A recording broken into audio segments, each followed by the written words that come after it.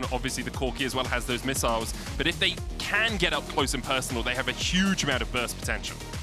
And I mean, it is going to be the Renata, so not the likes of Alistar or anything like that for the matchup against the Rails. Sante still just ubiquitous in the meta right now, has been for the last 2 years. I think it's really important that the GX bot lane just chills here, doesn't take any poke, because as of right now, Sheo is still clearing his red side, and Closer has to move down bot side. Oh my god, Jackie's, no mana on Camilo!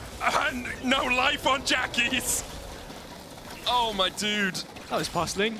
That was puzzling. Closer's on his way across. Camilo still has the flash here. Oh no! Oh, he flashes into a wall! Well, he looked to invade on enemy Grom spawn, but I think Sheo's going to get back in time, so he's just back in his own jungle now. The overall sequence actually a little bit bad for Camilo. Obviously gets that kill. Noah pulled back here. Flacker trying to put the damage down. Noah low on mana. One more auto would be enough, but they can't quite get it. Stand has been ignited. Chun trying to trade back in here, but can't get close enough to Stand or Flacker to put that final. With short flash that Camilo made. Well, hold up, no flash mid lane. It's the weakness of Camilo now without the flash on the Victor. We talked about it in draft. He is 3 kills, or first 3 kills. First to slay 3 epic monsters, 1 grub count. 1 grub count, all 3 of them counts as 1 towards the 3 epic monsters, and then first tower is Flacker being up in the top lane, not having TP. He was just catching that, now pushing it out. It's going to be matched by Lot, who will catch the wave as well. On the bot side right now, Sten stepping forward, going to handshake Jun, who goes back in with the Magnet Storm, tries to dash away, the hostile takeover coming out as well, and Jun has to flash the wall. Wind becomes lightning, was just wide of Jun. He's able to survive for now. Meanwhile, in the bot side, Carlson and Lot still bussing heads. In the end, it looks like Jun is just going to be able to get a reset off. What did we have exchanged? Crescent Guard was used by Sheo. Sten used the hostile takeover. Here we go again. With a Q3 again, but Carlson is looking for the opportunity to trade back in. The Drake Hound step giving him that little bit of extra range that he needs to stay out of the clutches of Lot. Yeah, and in the end, they're just both going to recall. A little greedy by Jun there as well. It was actually GX who didn't have the man advantage. Camilo had come through from the top side, so they almost managed to get that killed. In the end, though, had to reset, and that means GX can actually get this grab. Maybe their second of those neutrals towards the feat of strength. Dragon up in 40 seconds. TP coming out from Lot. Carlson just resetting now.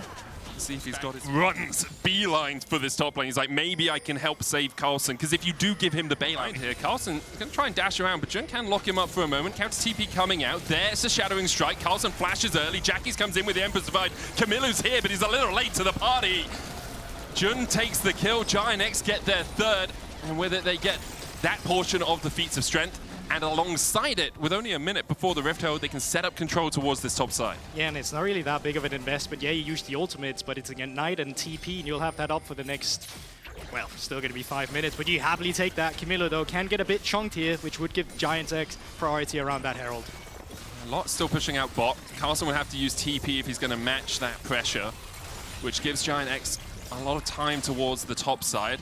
Lot now moving away from that bot tower. Camilo does have the flash. That's nice. Sheo, there's the cease and desist going in from Closer as he looks to lock them up. Camilo diving towards the top side, but Lot with the TP behind, and now Send is all caught out. GiantX with their second, they're looking for more. Well, the second of this prolonged fight. They're looking for more. Camilo does still have the flash.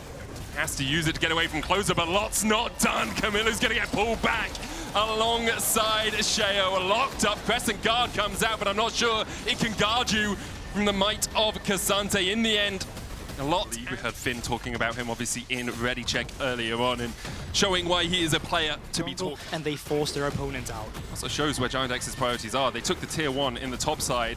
Chase for a couple of everything is coming up GiantX so far. For Heretics, again, a struggle of an early game, especially for Camilo. That flash burn, where he didn't get over the wall for the second kill of the game, really has cost if he's going to continue to do that. Yeah, it's not as easy as just playing Jackson, fishing in the early game. Stendo, fishing, finding Closer. Closer's going to get pulled back here with a handshake. Hostile takeover coming out as well, and Closer was very greedy here. Flacker needs another auto or a missile. Doesn't have one in the tank, but he gets Which it. I totally Wants knew more when I said food. that.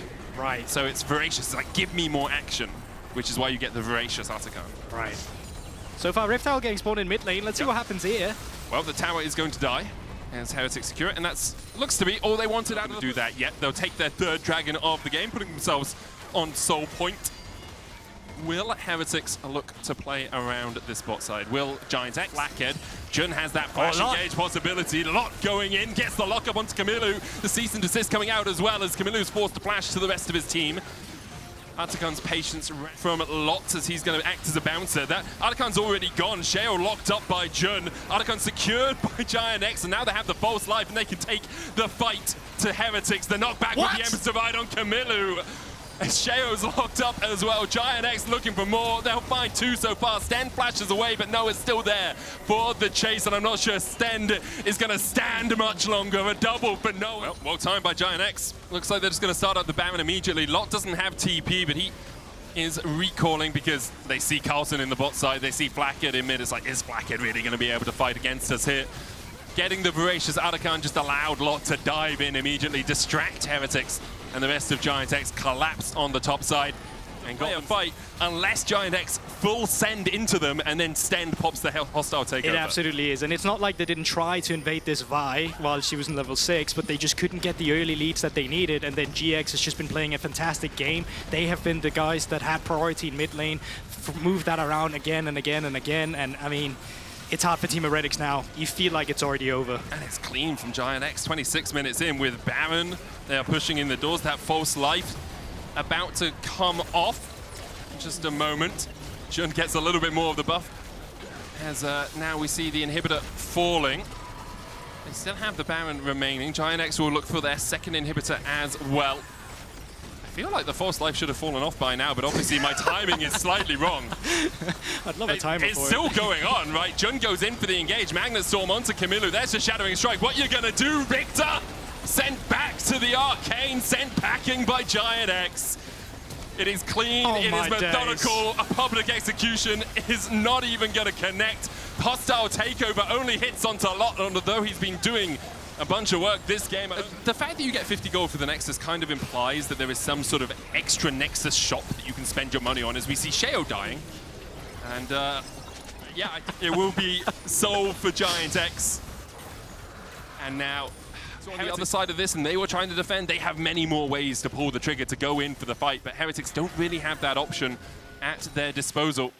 Carlson's going to try and catch a couple of waves, and I will say the Ambassador experiment, I'm not going to say it's failed, but it hasn't really done anything this game. Yeah. I'm not sure that's his fault. No, I mean, I'm going to stress. It's hard to say, right? Team Heretics has players from all different systems coming into this one as well, so building up an identity can be difficult. Also, hard to execute. Jackies! Oh, Jackies, you absolute beauty! He slides 3 back and it's all done. Sheo trying to escape, but what can you do in the face of so much hate? Only Carlson survives. He gets the shutdown, he flashes away, but Lot's having none of it. He'll chase Carlson back down, Noah walks away from it. And in the end, GiantX will get the ace. Closer will secure it, and the Nexus will fall alongside it. Noah TP's in just to add a little bit of salt on the wound. GiantX will be 4-1 at the halfway mark of the split. Yeah, that's just a fantastic performance from GiantX. I mean, pretty much everyone got their lane apart.